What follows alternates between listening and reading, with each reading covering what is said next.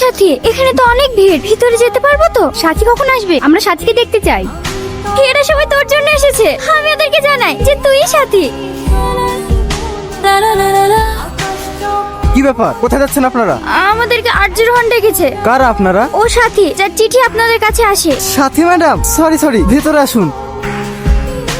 এখানে বসুন, স্যার এখনই চলে আসবে। কে এটা? ইনি সেই সাথী ম্যাডাম। ও ঠিক আছে, যাও। শুধু সাথী থাকবে, তুমি বাইরে যাও। তুই বস সাথী, আমি বাইরে অপেক্ষা করছি।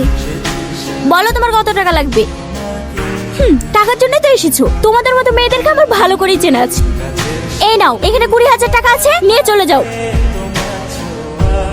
আমি কি জানো? রোহনের গার্লফ্রেন্ড। ও কার সাথে দেখা করবে না করবে সেটা আমি ডিসাইড করব। আর যদি লজ্জা থাকে, কখনো এই স্টুডিওতে মুখ দেখাতে আসবে না। কি হলো রে? স্যার সাথী ম্যাডাম এসেছিল। তুমি বসতে বলনি? বলেছি, কিন্তু